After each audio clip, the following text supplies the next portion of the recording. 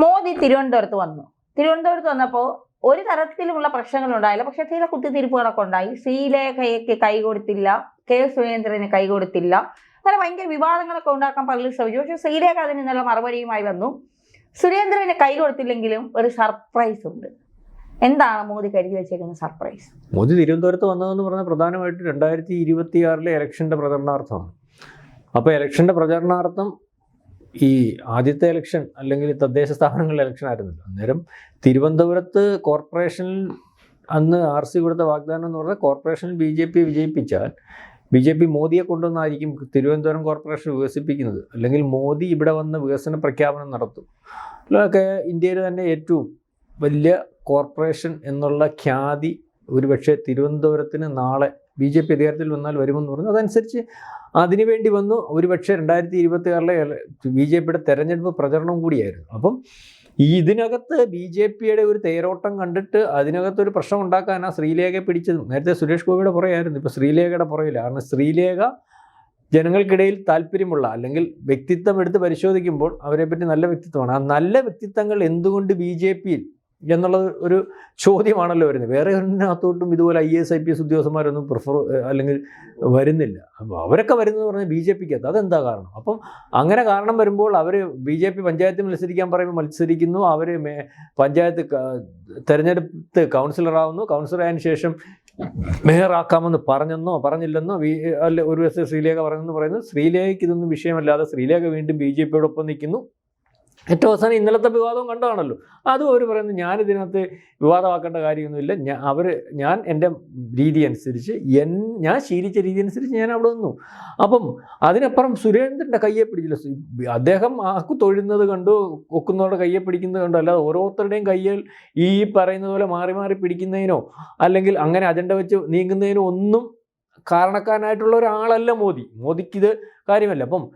അപ്പം ഇത് BJPക്ക് എതിരെ അല്ലെങ്കിൽ BJPക്ക് അനുകൂലമായിട്ട് ഉണ്ടാക്കുന്ന തരംഗത്തിൽ BJPക്ക് അകത്ത് പ്രശ്നങ്ങൾ ഉണ്ടെന്ന് വരുത്തി തീർക്കാൻ അല്ലെങ്കിൽ BJPക്ക് അകത്തെ പ്രശ്നങ്ങൾ അതുപോലെ BJPക്ക് അകത്ത് തീർന്നെങ്കിലും അതുപോലെ ഉണ്ടെന്ന് വെളിയിലുള്ള ആൾക്കാരുടെ ഇവിടുത്തെ പ്രചരിപ്പിക്കാൻ വേണ്ടി ഉപയോഗിക്കുന്ന ഒരു മാർഗ്ഗം.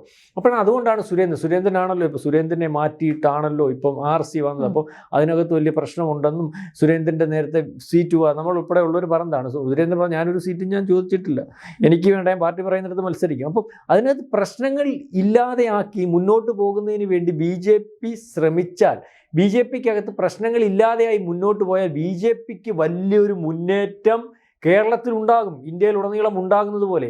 ആ മുന്നേറ്റത്തിന് അല്ലെങ്കിൽ അങ്ങനെ ഉണ്ടാകണം, ആ മുന്നേറ്റത്തിന് ഉറപ്പ് നൽകാൻ പ്രധാനമന്ത്രി വന്നാൽ ഈ പറയുന്ന രണ്ട് പാർട്ടികളും വിചാരിക്കുന്നത് പോലെയല്ല, ഒരു കുതിച്ചുചാട്ടം ഉണ്ടാകും. ആ കുതിച്ചുചാട്ടത്തിന് ഈ പാർട്ടിക്കപ്പുറം ഇവിടുത്തെ മാധ്യമങ്ങൾ തടസ്സമായിട്ട് നിൽക്കുന്നുണ്ട്.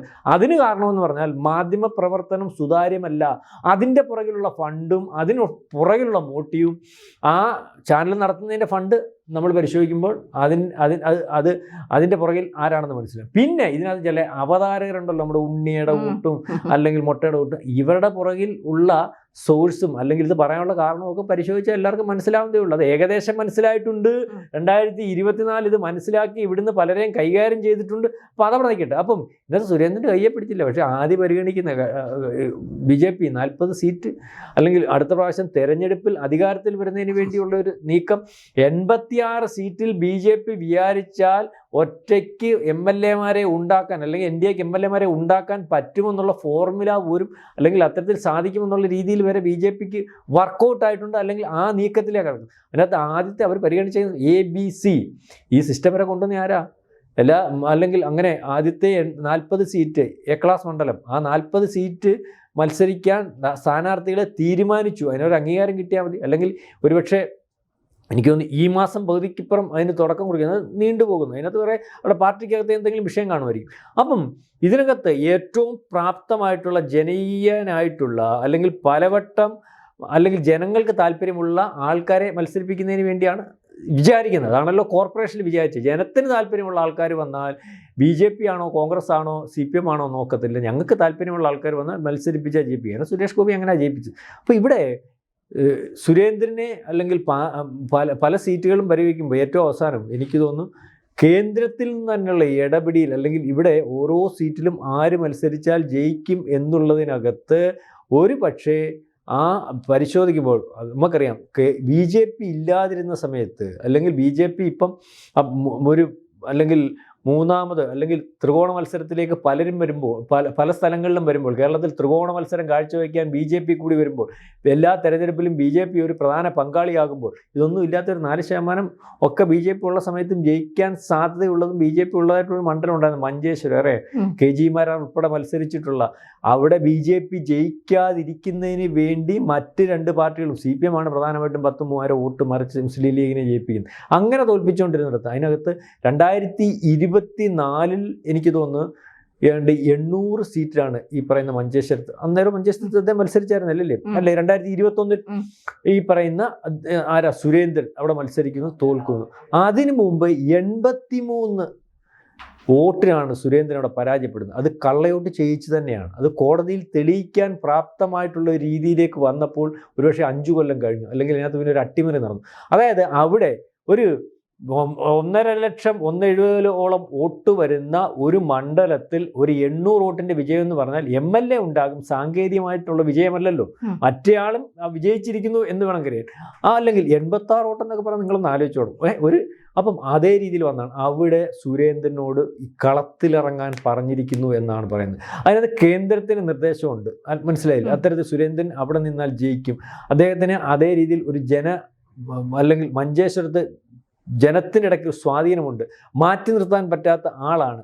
ജയിക്കാൻ പറ്റാത്ത ഒരവസ്ഥ പലവട്ടം വന്നിട്ടുള്ളത് മാൻഡേറ്റ് ഇല്ലാത്തത് കൊണ്ടല്ല, യഥാർത്ഥത്തിലുള്ള ജനാധിപത്യ സ്വഭാവത്തിലൊക്കെയുള്ള ഇലക്ഷൻ നടക്കുന്നത്. നമ്മൾ പറയുന്നില്ലേ അവിടെ ഇലക്ഷൻ നടക്കുന്ന ആരാ? CPM, BJP, മുസ്ലിം ലീഗ്.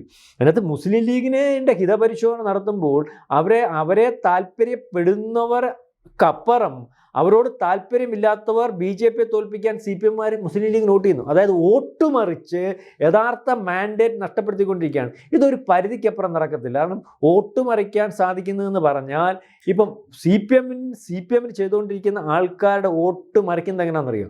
CPM-നകത്ത് അനുഭാവികളുണ്ട്. CPM വോട്ട് ചെയ്തുകൊണ്ടിരിക്കുന്നിടത്ത് എന്ന് പറയാം അടുത്ത മുസ്ലിം ലീഗ് ചെയ്യണം പറഞ്ഞാൽ പോളാൻ്റെ പാടുണ്ട്, പിന്നെ വോട്ടേ കിട്ടത്തില്ല.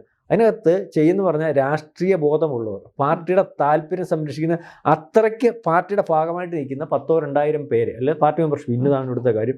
ഇവിടെ BJP വന്നു കഴിഞ്ഞാൽ നമുക്ക് നാളെ കാലത്ത് തട്ടുകേടാവും, അല്ലെങ്കിൽ വന്നു കഴിഞ്ഞാൽ പിന്നെ നമ്മൾ ഈ പറയുന്നത് പോലെ BJP കുഴപ്പമാണെന്ന് പറയുന്നതോ അല്ലെങ്കിൽ BJP വർഗീയ പാർട്ടിയാണെന്ന് പറയുന്നതോ ഒന്നും അല്ലാത്ത ഒരു അവസ്ഥയിലേക്ക് കാര്യങ്ങൾ മനസ്സിലാവും. അപ്പം നമ്മൾ ഇതുവരെ പറഞ്ഞുകൊണ്ടിരുന്നതിൽ അവാസ്തവം പിന്നെ നമ്മൾക്ക് ഇവിടെ നിലനിൽപ്പില്ലാതാവുമെന്നൊക്കെ പറഞ്ഞിട്ട് പാർട്ടിയുടെ ഏറ്റവും ഭാഗമായിട്ടുള്ള, കാരണം നമ്മൾ പറയത്തില്ലേ പാർട്ടി മെമ്പർഷിപ്പിലുള്ളൂ, പാർട്ടിയുടെ സ്കൂളിൽ പോയിട്ടുള്ളൂ, കാരണം പാർട്ടി പഠിച്ചിട്ടുള്ളവർക്ക് പറഞ്ഞാൽ മാത്രം അത് 12,000 പേര്. അതിനപ്പുറത്തേക്ക് BJP വന്നാലും അല്ലെങ്കിൽ ഈ പറയുന്ന വോട്ട് മറിച്ചാൽ പോലും തോൽപ്പിക്കാൻ പറ്റാത്ത രീതിയിലേക്കുള്ള ഒരു ഒഴുക്ക് BJP കണ്ടതിന് വന്നാൽ പിന്നെ തോൽപ്പിക്കാൻ ഒക്കത്തില്ല. അപ്പോൾ അതിന് സാധ്യമാകുന്ന രീതിയിലേക്ക് കേരളത്തിൽ BJPക്ക് ഒരു മുന്നേറ്റമുണ്ട്. അല്ലെങ്കിൽ BJP പണ്ട് ഏറ്റവും അവസാനം BJP ജയിക്കുമോ ഇല്ലയോ എന്നുള്ള കൺഫ്യൂഷൻ കൊണ്ട് BJPക്ക് വോട്ട് ചെയ്യാൻ കഴിയുന്നവർ ഊത്തി ചെല്ലുമ്പോൾ വേറെ ഏതെങ്കിലും പാർട്ടിക്ക് വോട്ട് ചെയ്തിട്ട് പോകുന്ന ഒരവസ്ഥയാണ്. ഇപ്പോൾ അതെനിക്കത് മാറിയിട്ടുണ്ട്. BJP ജയിച്ചാലും ഇല്ലെങ്കിലും ഞങ്ങളുടെ വോട്ട് BJPക്ക് ആയിരിക്കും. അത്തരത്തിലെ കാര്യങ്ങൾ തരും.